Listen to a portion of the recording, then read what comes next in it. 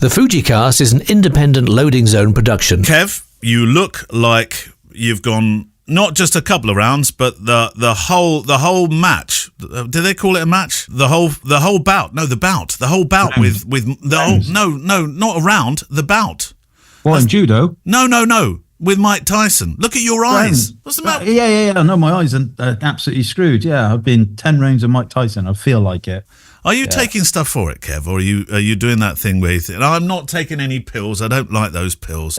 Prescribed stuff, no, but I take over the counter. I take Piriton, basically. But I don't, to be honest with you, I haven't had bad hay fever for a few years. Yeah. And Saturday's wedding was very, very long. Well, and I saw the picture. You were right in the middle of a field, Kev. You might as well have been wearing togs for farming. I started at 9:30 a.m. bridal prep, and I finished at midnight. It was a long all day. And yes, most of the day, the ceremony and the reception, vast majority of the day was in this beautiful grass meadow that they'd cut like those alien circles you see in the crop circles, Kev. Crop circles. Yeah. That's it. Yeah. They cut one of them and put this amazing marquee in the middle of it. But I was attacked by every grass mite and bit of dust. Oh, Kev. And it was awful. And I had Piriton in the morning, and they'd supplied, sometimes at weddings you get a little box of... They didn't supply Piriton, did they? Deodorant and, it's normally... aftershave and stuff like that. Yeah, I never go near the mints, though. When they put mints out, Sam calls them the wee mints. It's a bit like... Never eat the mints that are just in open... You know how at events you get mint imperials in open box, and you think, no. People haven't washed their hands, Kev. I don't normally go near any of the stuff. However, I did go near the Piriton. I topped myself back up with Piriton later on in the day. But it was brutal. And I'm still suffering now. I literally, I've got a wheezy chest. My eyes are running still. Nose. Oh. Can I suggest you don't take drugs that are just put in baskets in loos at weddings anymore? It's okay. The Fujicast. No, it's not all right, Kev. You shouldn't be doing stuff like that. And I know it would have been boxed up Piriton, but don't get into that habit, Kev. I've been to some weddings where I wouldn't go near the drugs that I found. Oh, Kev, have you? You must tell us more about that. You can tell that on my new wedding podcast that I haven't told you about yet, that I need to tell you about because you're one of the first guests, by the way. Right. Good marketing. Yeah. No, I don't. It doesn't need to be marketed yet because it's not launched. It only gets marketed when it's launched. But can I ask you now, so that you can't say no? Would you be one of the first guests, please? When do you want me? Well, I need to record on the 24th of June. Are you available that day? Hang on, 24th of June. Can you look yes. at that? Yes. Is that all right? Lovely. Yeah.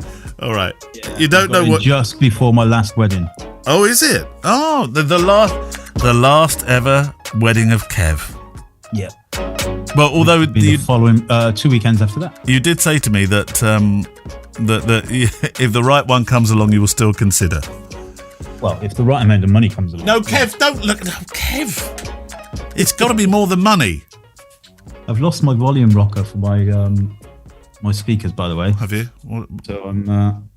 You're very loud. Am I too loud? Does it bother you that your end? No, not at all. No, we're okay, Kev. That's my main concern. Yeah, good. You can carry on shouting in my ears. All right. Right. A mention for our wonderful sponsors. Pick Time. Pick-time.com is the website. That's where myself and Kev show our wares, show the weddings that we've shot, the weddings that I will be shooting in the future. And Kev, I don't know, what are you going to put on Pick Time when you stop shooting weddings then? What's going to be will frequent your Pick Time feed? This weekend coming, I am photographing as part of the EJU, European Judo Union media team for the European Cup, which is in British Judo headquarters in the University of Walsall, University of Wolverhampton in Walsall, Saturday. So are you now the official photographer for those events? No, I'm just getting involved in it at the moment. But okay. They've got a lot of official photographers, I would imagine. But yeah, I'm looking forward to it. It'd be quite high pressured, really. I've rented the 200mm f2 lens. Oh, nice. So that'll come. I don't know whether that'll be a bit too long, but I've got my 150 to 140. Yeah, I was going to say, you've got 50 to 140, haven't you? Do you, I mean, surely you keep a sort of wider angle option as well for when action moves closer to the edge of the, what do they call it? The edge of the, not the tatami. Mat, the tatami. Well, I don't think, I mean, I will take a wider angle, but I think the 50 to 140 will cover everything because the amount of space there needs to be between where I'll be sat and the actual mat itself. And I think the 200 might be a bit too long for some of the action stuff, but it'd be really good for kind of close-ups as they start fighting. When they're grappling on the floor. It's not called grappling. What's it called when you're on the floor? Newaza. Having a cuddle. What's it called? Newaza. Newaza. Yeah. Newaza. Newaza. Knees. You're on your knees. On your knees. Kneeswaza. Waza means fighting. Does it? Right. Okay. If tachi means standing, yeah. What do you think tachiwaza means? Fighting while you're on your legs. Fighting up. Standing up. This is like that television program. To be to you. Say what you see. Standing up fighting. Yes. Well, it sounds much nicer though when you say it like you say it. There's a whole new language, isn't there? There's a complete language. A complete language, yeah absolutely. Yeah. It is. But so I will hopefully in the future. That's where PicTime will be working for me, that kind of thing. Yeah. And obviously, I'm still doing family. I've got a couple of since I've kind of decided to stop doing the weddings, fortuitously, not through any other, just kind of serendipity. I think I've got about 4 family sessions coming up before I go off to Spain, so that will also go through PicTime, and that's good because the family sessions they tend to buy more prints, I find, than weddings. Yes. So weddings are just no longer, for me anyway, a print heavy thing, are they really? I think the people I speak to still, the people who are more editorial, fine art, group shots, that kind of stuff, they still do very well from prints. But I think those of us that are more candid, prints are not a huge part of my. I don't rely on them. Put it that way. But books, and see where it has changed, I think a lot for us lot is where you can sell books through PicTime and get involved in that kind of product. Because that's something we couldn't do before very easily. It was very much a hands-on thing from us, whereas now clients can be they can be hands-on and design the book that they want with the pictures that they choose, which I know I haven't touched an album. No, I know you haven't. No, and some photographers will find that a bit tricky, I know, but I think we're moving out of that and we're moving into, give them a choice. Yeah, I mean, absolutely give them a choice, especially, I use Digital Lab as my provider, so I know the quality of the albums, I know the quality of the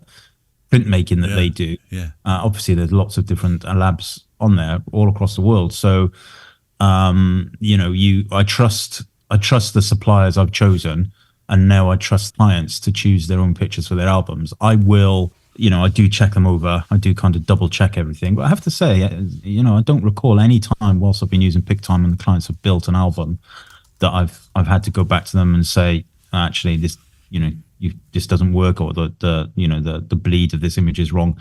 They seem to have done it all perfectly well, and I just press the button which says, send to print. The button should really say, send to print and send me my money. Oh, Kev. Right. Well, if you like to, like myself and Kev, use PicTime, we've both been using it now for years. I can't imagine running my wedding photography business without using PicTime. I really can't. So go to pic-time.com. You get a month free if you use the word Fujicast when you check out. And it doesn't matter whether you do that in capital letters or lowercase or a mixture. Fill your boots. Do what you like, because it works. It just works. Correct. Right. We have a book this week. We're not doing it now, but what's the book that we have, just so that we can plug it up front? The book is it's an amazing book, actually. It's by Gonzalo Mullen. No, I don't know if I pronounced that right. Gonzalo Mullen. Mullen. Right. Mullen, I reckon it might be. Anyway, it's... Does this mean now I should call you Kevin Moulins? Well, without kind of annoying Gonzalo, I used to get, when you used to get spam phone calls at home all the time. Oh, did you get a Mr. Mullins? From abroad. Yeah. And they always used to say, "Is that Mr. Mullins?" Yeah. No, Mr. Mullins doesn't live here. He moved out. Mullins doesn't live here anymore. Anyway, the book is called 2021, 2022, and 2023. Yep. And it is pictures from his life in those periods. So, we'll talk about it in a little while, but it's lovely. And as far as I can tell, it's not something that I think it's more of a gift to us, stroke me, rather than available to buy. But we will talk about Gonzalo and his work and his Instagram and all of that kind of stuff. Right, questions then. Do you want to go first or me? I think you need to go first because something's happened to the questions thread. Oh, but you put a brand new one up. It should be okay now. No, I think Facebook seems to have reversed it. So the ones at the bottom are the ones. From but don't you put a little sort of GIF or something that when you've answered the question? No, I've done it. I've sorted it. Would you want me to go first still? You can sort it now. Yeah, you go first though, just while I sort myself. From Craig Smith, gents, a question for Neil. Although I think Kev could join in if he can move himself on from just having that anti-Apple thing for a moment, because it's a discussion about computing power. If you were ordering a MacBook capable of handling the 40 megapixel X series files and larger GFXs, he says GFX files, which minimum specs would you rank as most important? I have a narrow use case of enthusiast level photo editing. No video, and I work in Capture One. And even then, choices of processors, RAM, cores, and other features quickly become bewildering. You and me both, Craig. Your episodes continue to be a bi-weekly highlight. Look forward to many, many more of them. Best from Craig in Baltimore. Right, well, when it comes to... I'll say, Kevin, then you can put in what you feel because you use the GFX. I fell into a coma when he mentioned No, I knew Apple. you would say that, and that's really rude of you. And if I may point that out, I do not do the same thing when we talk about Windows. By the way, what do you think of the new AI thing that's been talked about with Apple? I'm afraid Apple Intelligence AI. What do you think of it? I literally have no idea what you're talking about. I've not read anything about that. I thought you were going to talk about the Adobe T's and C's update, but no. But anyway, let's answer. Yeah. Okay. So look, I didn't mean that sounds terrible, Kev. You're not. You're very, very clever. But you are totally when it comes to Apple stuff because I literally have no idea about it. You sort of go into this hole of I can't talk about anything I don't like. Oh my God, there's a lot of things I can't talk about, and many people. Oh God, but I lean on you, Kev, because you are my tech genius. So even when we're talking about Apple, I really hope that you will come up with something.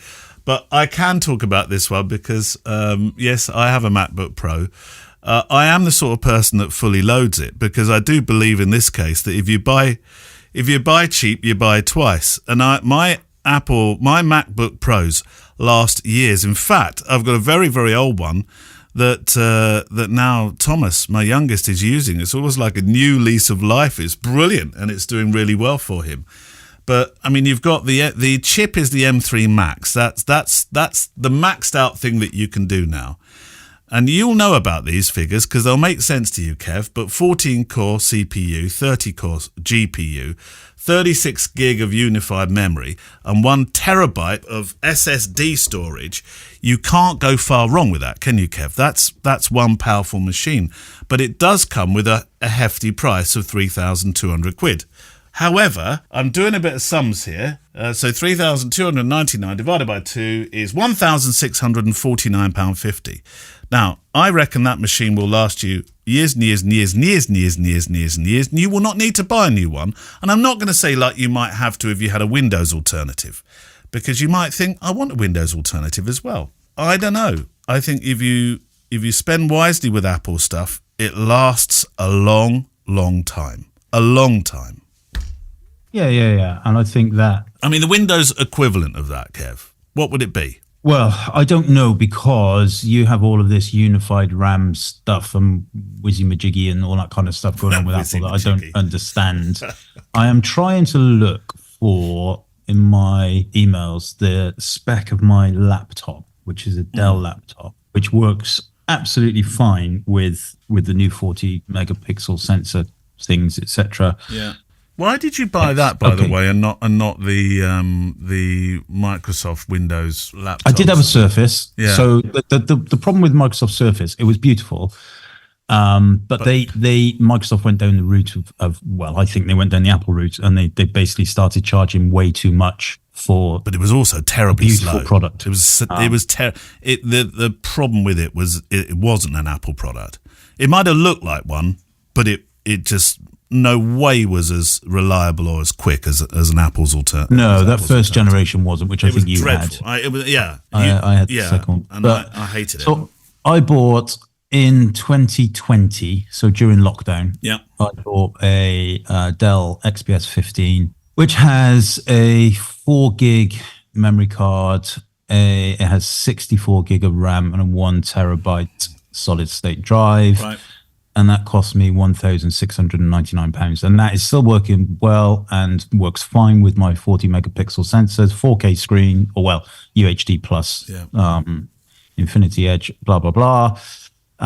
So that's fine with the newer large images, no problem whatsoever. My studio machine that I have here is I went for an AMD processor, 16 core, 64 gig of RAM, and load of disk space and stuff like that. Yeah. Both of which are absolutely fine. And laptops, I think, are, a little bit more transient in terms of how long they last you. So, a desktop machine, I would expect it to last 5 to 7 years before I need to upgrade it or change it. Yeah. Laptops, probably 3 to 4 years, perhaps. I've got to say, Kev, that MacBook Pros last longer. I'm going to replace your words transient with the word resilient. Anyway, our Craig is an Apple man, and that's fine. Craig, it's all right. Don't worry about it. But if he's handling those larger files, maybe he doesn't need to fully load it like I'm loading it. It's an Intel i9 actually processor, my laptop. No, but yes, the important things are disk speed. Okay, so solid state drive, the faster the solid state drive, the better. And there are slow solid state drives and there are fast solid state drives. Absolutely. Yeah. So double check that. Yeah. What one's going in there. And then memory. So I think more important than processor speed is memory, the speed of the drive, and the graphics card. So the graphics card, I would not have a graphics card in any device that has less than 4 gig of memory on the graphics card itself. They're your key focus things, I would say. Think about that really, ultimately, basically. Right. Shall we move on now? But a lot of people fall into the trap of thinking, oh, my computer's going really slow. Now I've upgraded to a new camera with more memory, etc. With bigger file sizes, etc. And they don't really explore the options available to them. So, for example, in Lightroom, you can just very easily use smart previews. That will make things a lot faster. If you're doing any video editing, I know Craig said he wasn't, but you and I do. You can use what they call it, media cache. What they call them in Premiere Pro. You can use the proxy files. Yeah. There's ways. You can't, if you just start using a new camera with bigger files and then everything is slower and you haven't investigated the way the software is built already to allow you to speed things up, then, don't immediately think your laptop is no longer good enough. No. Look at these options. I just want stuff what works, like what you have written on your... It does work. Lightroom, for example. I don't know about Capture One, whether it has these options.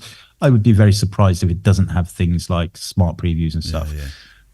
Very few people use smart previews. Very few people do. And actually, I don't. Well, but you're not struggling with speed. But if you were struggling with speed, then you could do it. And editing on the go, all of that kind of stuff. Smart previews are an amazing thing in Lightroom. But my point being, there's often things you can do to your computer, or not your computer necessarily, but the software that you're running it. Fully investigate that before deciding to drop another $3,500 on a new computer. And then if it doesn't, if it's still definitely, if you've got a laptop that's kind of 6-7 years old, then it probably will start to struggle a little bit now. Yeah. There's options. That's the timeout bell, Kev. That's the timeout bell. And another thing about computers I would like to talk about is the Stop! Wi-Fi and How, Bluetooth. Kev? Stop. I have an AX500. Oh, when you said if you're struggling with speed, I thought you were talking about another basket you'd been putting your hand into at a wedding. I thought, hang on a moment. And we just before you do your question, Tom Flaherty sent us something about. Do you remember we were talking about the Facebook AI takedown, as it were? And Tom said, Facebook AI takedown didn't work for me sitting in Houston, Texas, USA. Even if I log into Facebook, it still doesn't work. Is it a region thing? I don't know, but that's why I did get you to test the link, because I wasn't sure whether it was a specific link per person that they supplied or whether it was a generic one. It worked for you. It did. It worked perfectly for me. But I would imagine that, you just need to...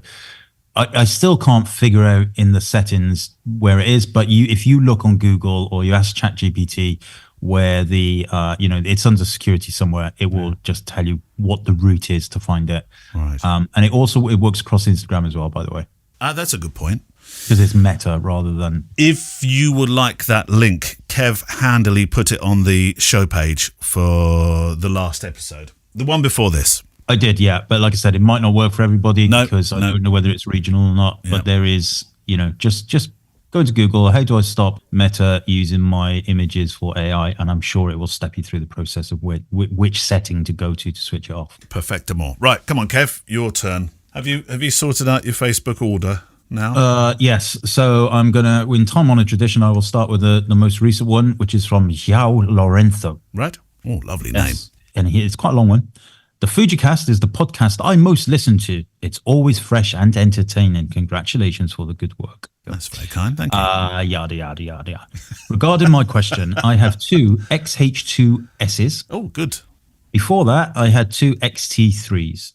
Every single time I use my current cameras, I hate that flippy screen. Oh, no. Flippy screen gate, Kev. Even though I've had them since they first came out, I feel they are a tilty screen away from being the perfect cameras. Yeah. I shoot mostly weddings and social events, and since I switched models, I feel that my photography improved with a faster focusing is good for catching moments.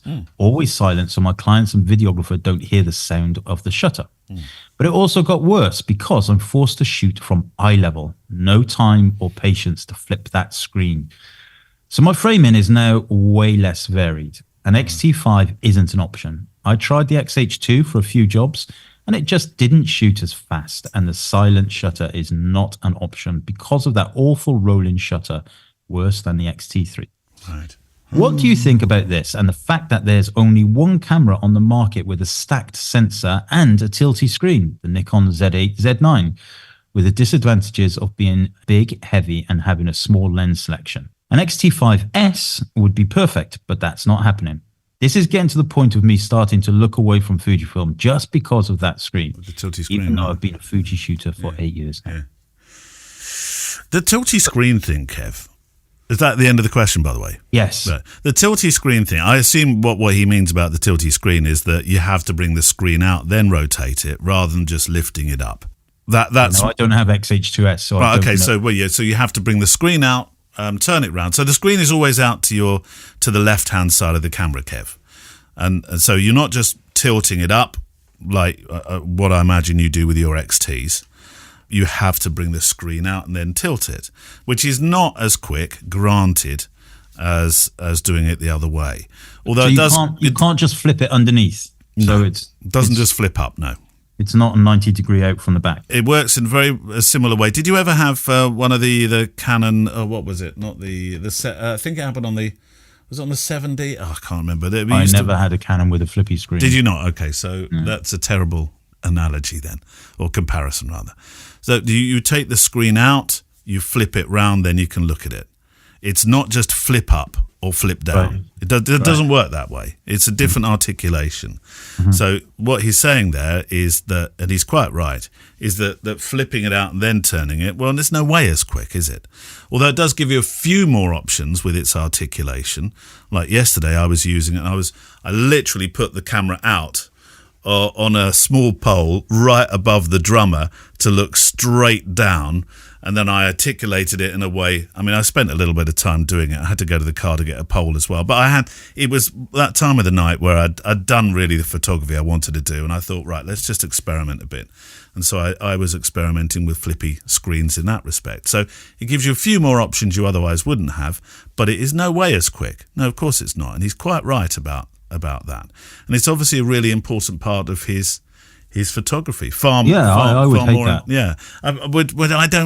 I work from eye level a lot, and and if you look at it in a traditional sense, Kev, the great photographers didn't have the tilty screen, so I've never. Well, they used to look down into a viewfinder though. It was even better. It was upside down. That was brilliant for composition. All right, a little bit, but not when people were using SLRs for their photojournalism around the world. No. But if you do have the ability to do it, then when you don't, of course you look back with dewy eyes and think, wish I still had it.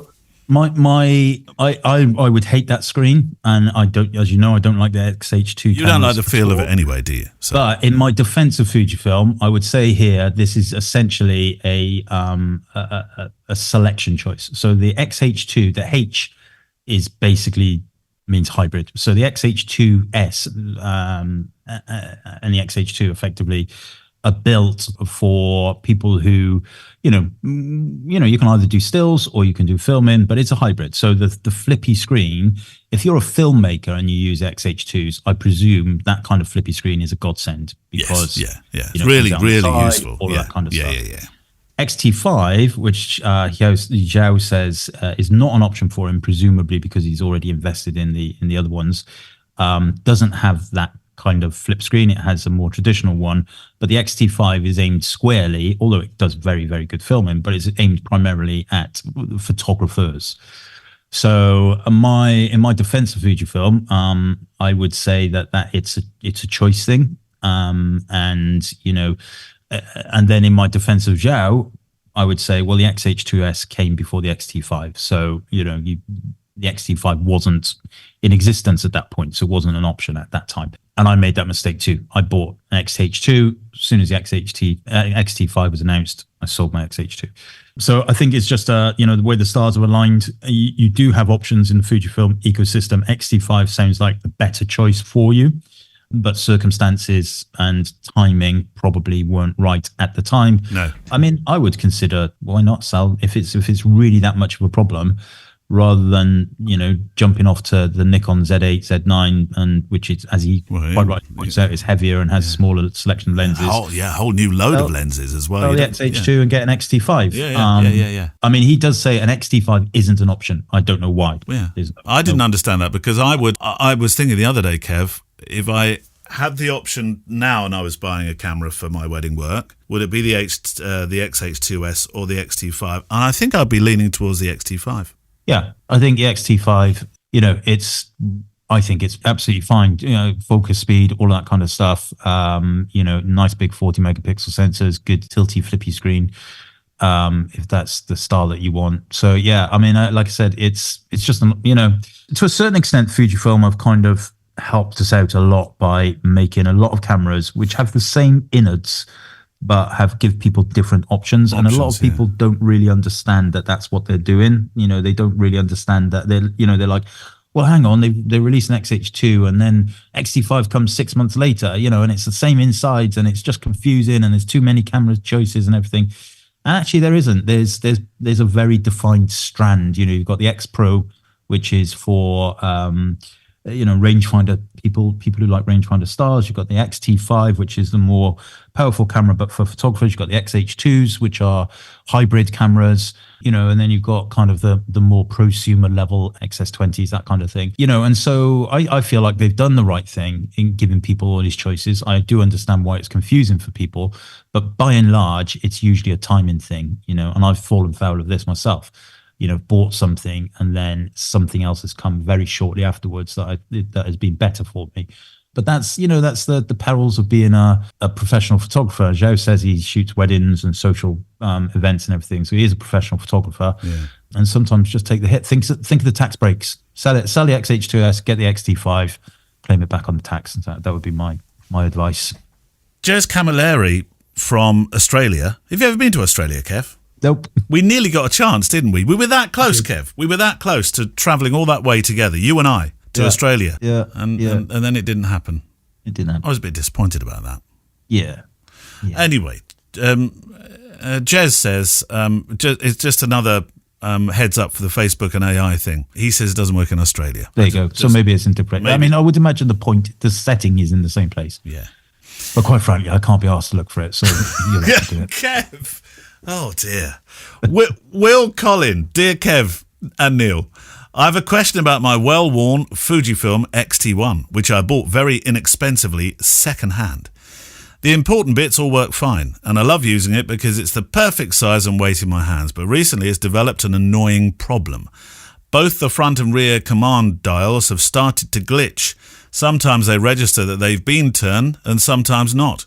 This is a problem when I use my 27mm, which is the old version without the aperture ring. Looking on Tinternet, as he writes, it seems it's a fairly common problem across many camera brands. Sending it to Fujifilm for repair would certainly cost more than I paid for it, so I'm wondering if there's a DIY fix. I've seen a few blog posts and YouTube videos suggesting that glitchy command dials can be fixed by squirting electrical contact cleaner into them and spinning them several times to loosen any gunk that's accumulated inside. I find that works for earwax as well, by the way. Oh, gross. Have you had this problem yourselves? If so, have you ever tried this fix? Or do you know of anything else I could try? Many thanks, as ever, from Will Colin. That is Will Colin. Not the earwax one. He wants the problem with his camera. I'm going to stay well away from that. I don't even think Fujifilm will be able to repair it. I mean, certainly in the UK, I don't think they would repair XT1s now. I think they're well out of repair stuff. They might. Yeah. I mean, I doubt that very much now. I doubt they would have the parts still. No. But they might. You never know. I have no idea about that electrical oil fix, but if it's really causing a problem, try it and see what. I can't imagine it can make it any worse. So just try it and see what happens. But yes, I feel his pain because I was using on the weekend the new Viltrox 56mm 1.7. There's nice. My Amazon man. Hang on. Oh, sorry. You get it. That might be another Viltrox lens. You never know. This could be an unboxing. Kev doesn't spend long talking to the delivery drivers, so he should be back here literally. I won't probably even need to edit this. I'm back. Yeah, there we go. So you didn't have a little discussion. It wasn't even delivery driver. Oh, I thought we were going to have a live unboxing. Who was it? It was Disco Dave from across the way. What did Disco Dave want? He had a parcel for me that was delivered last week. Is it an unboxing parcel? No. Do you want me to tell you what it is? Yeah, please. It's my judo grips. Oh, right. So you tie them to a wall and you practice your gripping with them. What? Judo? You tie them to a wall and then you fasten this. Are you sure you're not using it for something else? Yeah, no. Anyway, where were we? It sounds like you should be down the local conservative club with that sort of gear. Good Lord, no. There are some things I'd like to do with the grips down there, but that's off topic. Quick, where were we? We were talking about squirting electrical contact cleaner. Oh, yeah. So I was using the Viltrox 56mm 1.7 lens, which I have to say is a remarkable little thing. Dirt cheap, about 150 quid, I think. Oh, nice. Very, very light, but does not have an aperture ring. And that's the first lens I've used for a long time that doesn't have an aperture ring, and so I had to use my command dial as well. My command dial works, but I was like, oh my god, this has thrown me a little bit. Yeah. So if you do have one of those lenses like the old 27 or the Viltrox lenses without an aperture ring, you need your command dial. So you've got two choices: squirt it in and say a little prayer, or don't squirt it in and never use your camera again. I would imagine you should probably use electrical contact cleaner designed for the job. And although I love this stuff, it's got many, many uses, but I'm not sure whether I'd be squirting WD-40 in there. Yeah, I don't. Which is normally a sort of fix-all thing in our house. Oh, it's got a squeak on the door. WD-40 it. Oh, we got a da-da-da-da-da. Oh, WD-40 it. WD-40 is used for everything in our house, even cooking. What? No, it's not. Don't use it for cooking. Before somebody goes and stupidly does that. Not used for cooking, not recommended at all. But it might fix a squeaky handle on your saucepan. Yeah, could do. I Yeah, I do. We do use WD-40 for stuff. Yeah, you're right. Although when I say we, I mean Gemma. You're getting to an age where you probably need to use WD-40 on your joints, Kev. Between judo bouts. I use. What do you rub into your aching and aging muscles, Kev? Vinegar. Vinegar? What? No, vinegar or what's it called? The tablets I take. Well, they're not tablets. They're cider vinegar. Cider vinegar tablets, supplements are. And actually, I have to say, ever since I've been taking them, I take 3 a day. I've had no real issues. I've got to say. You're a changed man. And apparently that is the thing. Or at least the man that Gemma wants to change. Yeah, that's right. One of the two. Right. Will, I hope we've solved your problem. Be very careful what you squirt into your camera. Well, I suppose we said you can use some electrical contact cleaner, didn't we? And see what happens. Yeah, but he suggested that. Yeah, I know, but we just said, yeah, do it. Feel like we're not giving value for money. Come on, let's do one where we can answer it properly. Mutually, supporting Will in his problem there. Right? Should we do the book and then we do let's do the book. Final question from your side, from Facebook. So, Gonzalo Mullen. He's from the Netherlands, so don't know. But first of all, his Instagram is at Mr. Gonzom, MisterGonzom. Okay, I'll look at, so it's Mr. Gonzom. Now, if ever there's an Instagram feed that deserves more followers, it's this one. Some really nice pictures. Mr. Gonzom. G-O-N. I'm not finding it. G-O-N-Z-O-M. O-M. I've got it. Gonzalo Mullen. There we go. Mr. Gonzom. Got it. I'm following now. Oh, I'm loving the black and white straight away. Yes, so his followers have gone up from 116 to 117 already. That's good. Yep. And I hope by the time this podcast goes out, he gets a lot more. So, dear Kevin, I have been a weekly, bi-weekly, fortnightly listener of the FujiCast for the past 3 years. Yeah. Throughout this time, you and Neil have provided countless hours of entertainment and knowledge for my commute. From what I understand, you are a bit of a pathological photo book collector. I've never been. Actually, only twice before I've been called pathological, but that was by a doctor, so it didn't count. So please accept this book as a show of my appreciation. And thanks for my one, by the way. I'm a pathological book collector as well. You can come around here and look at it. I hope you can, through the window.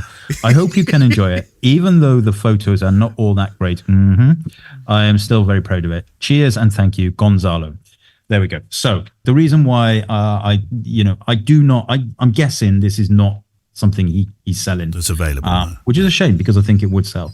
But please do follow his Instagram and contact him if you're interested in the book, I guess. Yeah. And the book is called 2021, 22, 23, and it's in Roman numerals on the front. And I'll read a little bit of the blurb from the front, not all of it, 'cause it's quite a lot. And it says, street and documentary photography have been a passion of mine since 2007, something that faded away around 2015 when I moved from Argentina to Amsterdam and started a new life. In 2021, I was expecting the birth of my first son. I decided to purchase a Fujifilm X100V to document the pregnancy, birth, and eventual childhood. Nice. This camera has made it easy to reignite photography fire, to document life, and now that flame is burning brighter than ever. It acts as my daily companion, always strapped around my shoulder, and never leave home without it. This allows me to practice and understand light, exposure, composition, and develop my skills through pure repetition. Right. So, and there's a bit more. And ultimately, so the book is, it's all black and white. And Gonzalo touched on this right in the bit at the beginning where he said his understanding of light, exposure, and composition. Now, we've talked about that a million times. And, I feel like for a lot of people, myself included, for a lot of the shots I take, it's hard to take into account light, exposure, and composition in your image making. It's hard to concentrate on all three of those things. But I kind of think in almost every single picture I look at in the book, he's managed to nail that. And the book is put together in sections. We've got street at the beginning, and then there's a section on Thailand, I think I saw. And then kind of, we've got night shots, day shots. It's very hard, right? It's very hard to do night shots where, you have bright neon lights and all that kind of stuff in black and white and still make them look good. Yeah, to make them look like they are neon often as well. Yeah, it's very hard because people concentrate too much on, on the light itself, and then you often lose the details. And he's very good at not doing that. There's a section here on Egypt with some beautiful pictures of the pyramids. Yeah, looking at the pyramids. That takes me back to just visiting. Nice and wonderful. Enough context, but there's a colour one I really like of the young lad with the horse and cart. No, there's no colour images in the book. But, not in the book, but on the Instagram. Yeah. And I like all the stuff. I've never been to Egypt, but I love all the markets. Yeah, you'd love it, Kev. We should go there, Kev. You and I. Yeah, I'd like to go to Egypt. Yeah, I have to say. Great photographic opportunities, particularly in Cairo. God, Kev, it's so busy. Have you been? Yeah. One of my highlights of my life is going into, and for a long time you couldn't. I think you can now, but going into the pyramid, the Great Pyramid, would it have been called? Just a real out of this worldly kind of experience. Odd, a bit concerning at times. Yeah, amazing though, Kev. I think the images there's some funny images in the book as well. Like I'm looking at one, there's no page numbers, but there's there's some chap there's a bush, and all you can see is the chap's very, very flowery trouser legs, and the flowers behind it, very clever compositions. Yeah. And, interestingly though, although, as he mentioned, just like most of us, you buy a camera when your first child is coming along. Actually, only two images of personal family pictures at the very back, and they're lovely images, silhouettes of presumably his wife and his little boy, I think, child, and then a silhouette of Gonzalo and the child, or a shadow, effectively, which is a really nice bookend to a really nice series of images. I do like it. And so thank you, Gonzalo, for sending it to us, to me. And like I said, I do not think it's a purchasable thing. It might be, but Mr. Gonzom, MisterGonzom on Instagram is your point of contact, and do follow because he's got some amazing pictures on there. Really like them. He's put, as his bio is his description, the longer a man goes without facing a challenge, the weaker he becomes. Yeah. I heard a good acronym yesterday. It was used during the wedding speech. FAIL. First attempt in learning, which I thought was very good. He was talking about how his new daughter-in-law was somebody who sort of tries so many things, doesn't always work, but she carries the fail mentality. First attempt in learning, and then just moves on to the next.